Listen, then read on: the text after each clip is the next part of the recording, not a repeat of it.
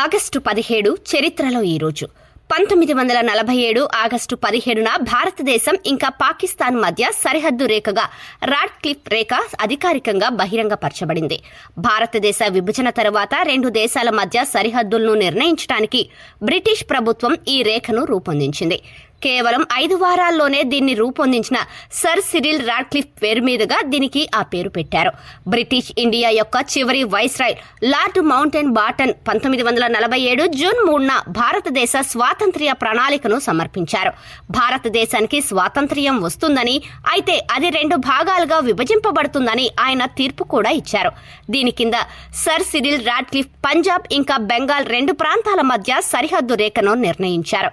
హిందూ ముస్లిం majority జనాభా నివసించే ప్రాంతాల ప్రకారం విభజన జరిగే విధంగా సరిహద్దులను నిర్ణయించాల్సి ఉంది. రాడ్క్లిఫ్ సరిహద్దులను నిర్ణయించడానికి జనాభా గణాంకాలు, మతపరమైన పటాలు ఇంకా పరిపాలనా నివేదికలను అధ్యయనం చేశారు. రాడ్క్లిఫ్ లైన్ పబ్లిక్ గా మారిన వెంటనే విభజన పెద్ద ఎత్తున అల్లర్లు ఇంకా హింసకు దారితీసింది. లక్షలాది మంది ప్రజలు తమ ఇళ్లను విడిచిపెట్టి కొత్త సరిహద్దులోకి వెళ్లారు. విభజన సమయంలో జరిగిన హింసాకాండ, వలసల కారణంగా వేలాది మంది ప్రాణాలు కోల్పోయారు.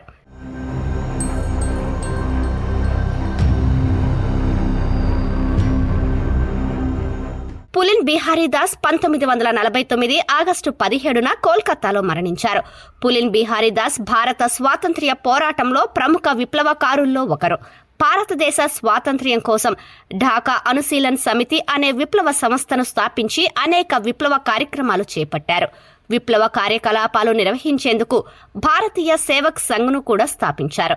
1928లో కోల్కతాలో వాంగ్యం వ్యాయామ్ సమితిని స్థాపించారు. ఇది ఫిజికల్ ఎడ్యుకేషన్ ఇన్స్టిట్యూట్ అరేనా. ఇక్కడ ఆయన స్టిక్ వీల్డింగ్, ఫెన్సింగ్ ఇంకా రెజ్లింగ్ లో యువతకు శిక్షణ ప్రారంభించారు. కోల్కతా విశ్వవిద్యాలయం ఆయనకు గౌరవార్థం పుల్లింగ్ బిహారీదాస్ మెమోరియల్ మెడల్ అనే ప్రత్యేక పథకాన్ని ప్రదానం చేసింది.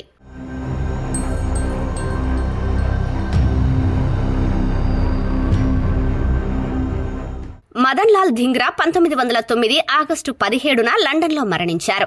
ఆయన భారత స్వాతంత్ర్య పోరాటంలో గొప్ప విప్లవకారుడు. ఆయన బ్రిటిష్ వారికి వ్యతిరేకంగా సాహసోపేతమైన చర్యలకు చరిత్రలో తన పేరును నమోదు చేసుకున్నారు. మదన్ లాల్ ధింగ్రా 1883 ఫిబ్రవరి 18న పంజాబ్లోని అమృత్సర్లో జన్మించారు.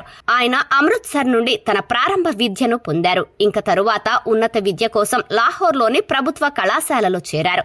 1906లో ఆయన ఉన్నత విద్య కోసం ఇంగ్లాండ్కు వెళ్లారు. అక్కడ ఆయన భారతీయ విప్లవ సమూహాలతో పరిచయం కలిగి ఉన్నారు. ఇక్కడ ఆయన వీర్ సావర్కర్ ఇంకా శ్యామ్జీ కృష్ణ వర్మలను కలుసుకున్నారు. వారు ఆయనలో దేశభక్తిని మరింత బలపరిచారు. 1909 జూలై 1న మదన్ లాల్ ధింగ్రా లండన్లోని ఇంపీరియల్ ఇన్స్టిట్యూట్లో సర్ విలియం కర్జన్ వైలీని కాల్చి చంపారు. ఈ సంఘటన భారత స్వాతంత్ర్య పోరాటంలో ఒక మలుపు. కర్జన్ వైలీ హత్య జరిగిన వెంటనే మదన్ లాల్ ధింగ్రా అరెస్ట్ అయ్యారు. ఆయనపై లండన్లో విచారణ జరిగింది. విచారణ సమయంలో ఆయన తన చర్యలకు బాధ్యత వహించారు. వాటిని దేశభక్తి ఇంకా స్వేచ్ఛకు అవసరమైనవిగా అభివర్ణించారు. 1909 ఆగస్టు 17న మదన్ లాల్ ధింగ్రాను ఉరితీశారు. భారతదేశానికి స్వాతంత్ర్యం వచ్చిన తర్వాత మదన్ లాల్ ధింగ్రా జాతీయ హీరోగా గౌరవింపబడ్డారు. ఆయన పేరు మీద అనేక స్మారక కట్టడాలు ఇంకా సంస్థలు స్థాపించబడ్డాయి.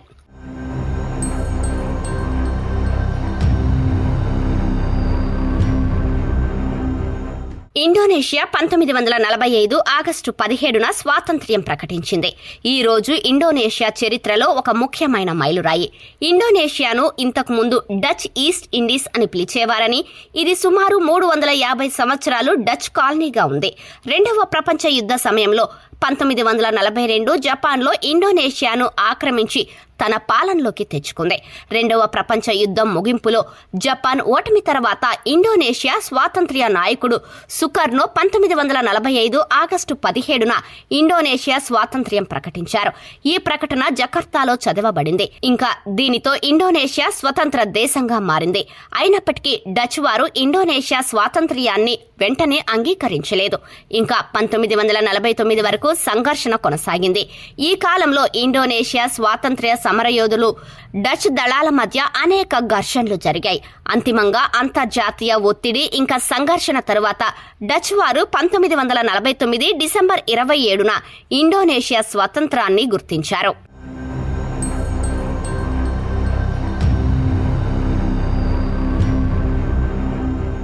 1988 ఆగస్టు 17న అప్పటి పాకిస్తాన్ అధ్యక్షుడు జనరల్ మహమ్మద్ జియా ఉల్ హక్ విమాన ప్రమాదంలో మరణించారు.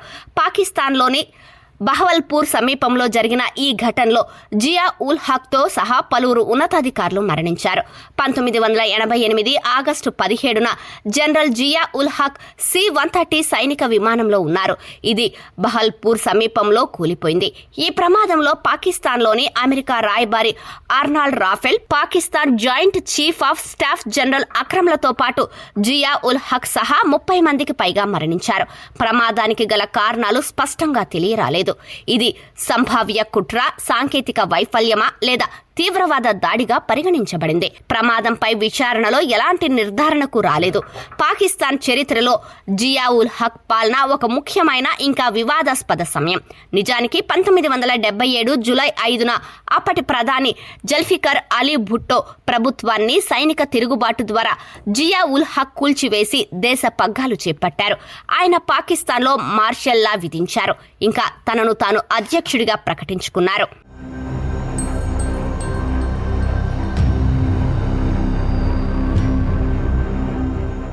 1978 ఆగస్టు 17న హాట్ ఎయిర్ బెలూన్ మొదటిసారిగా అట్లాంటిక్ మహాసముద్రాన్ని విజయవంతంగా దాటింది.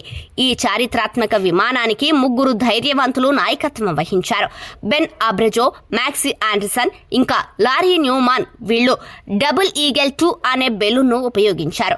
1978 ఆగస్టు 11న డబుల్ ఈగల్ 2 అమెరికాలోని మైనే రాష్ట్రం నుండి తన విమానాన్ని ప్రారంభించింది. ఈ బెలూన్ అత్యాధునికమైంది, సుదూర ప్రయాణాల కోసం ప్రత్యేకంగా రూపొందించబడింది. ఇది అనేక గ్యాస్ సిలిండర్లు ఇంకా వేడి గాలి కలయికను ఉపయోగించింది. విమాన సమయంలో జట్టు బలమైన గాలులు ఇంకా ప్రతికూల వాతావరణం ఎదుర్కొంది. కానీ వారి ప్రణాళిక ఇంకా సాంకేతిక నైపుణ్యం ఈ సవాళ్లను అధిగమించడంలో వారికి సహాయపడింది. మొత్తం ప్రయాణానికి దాదాపు 137 గంటలు పట్టింది, అంటే దాదాపు 6 రోజులు. ఈ సమయంలో బృందం అనేక రాత్రులు సముద్రం మీద గడిపింది. 1978 ఆగస్టు 17న డబుల్ ఈగల్ 2 ప్యారిస్ సమీపంలోని ఒక చిన్న గ్రామంలో సురక్షితంగా దిగింది. ఇది ఆ సమయంలో అత్యంత పొడవైన ఇంకా అత్యంత సుదూర హాట్ ఎయిర్ బెలూన్ ఫ్లైట్ గా మారింది.